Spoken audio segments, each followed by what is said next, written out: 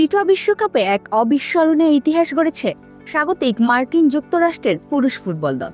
Round of 32 এর এক রোমাঞ্চকর ম্যাচে বসনিয়া ও হার্জেগোভিনাকে হারিয়ে বিশ্বকাপের নকআউট পর্বে নিজেদের ইতিহাসের দ্বিতীয় জয় তুলে নিয়েছে তারা।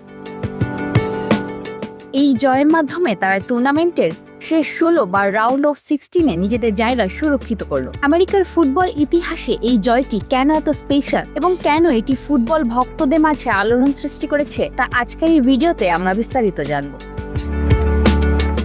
নিজেদের ঘরের মাঠে শুরু থেকেই আক্রমণাত্মক ফুটবল খেলেছে ইউএসএ দল। ম্যাচের প্রথমার্ধে বসনিয়ার রক্ষণভাগ ভাঙতে বেশ বেগ পেতে হলেও দ্বিতীয়ার্ধে দারুণ কৌশলে গোল আদায় করে নেয় মার্কিন ফরওয়ার্ডরা। পুরো স্টেডিয়াম জুড়ে তখন ছিল আমেরিকান সমর্থকদের উল্লাস। বসনিয়া ও হার্জেগোভিনা শেষ মুহূর্ত পর্যন্ত ম্যাচে ফেরার আপ্রাণ চেষ্টা করলেও যুক্তরাষ্ট্রের জমাট ডিফেন্স এবং গোলকিপারের দুর্দান্ত কিছু সেভের কারণে তারা জালের দেখা পায়নি।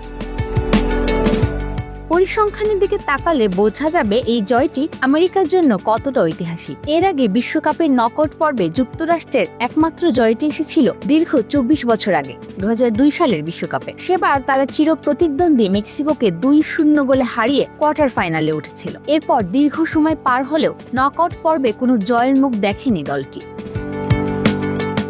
2026 সালে এসে বসনিয়ার বিপক্ষে এই জয়টি তাদের ইতিহাসের মাত্র দ্বিতীয় নকআউট জয় হিসেবে রেকর্ড বইয়ে জায়গা করে নিল। কোচ মাউরিসিও পচেতিনোর অধীনে এই তরুণ ইউএসএ দলটি টুর্নামেন্ট জুড়ে দুর্দান্ত পারফর্ম করছে। ঘরের মাঠে খেলা হওয়ায় গ্যালারির বিপুল সমর্থনও খেলোয়াড়দের আত্মবিশ্বাস বাড়িয়ে দিচ্ছে বহুগুণ।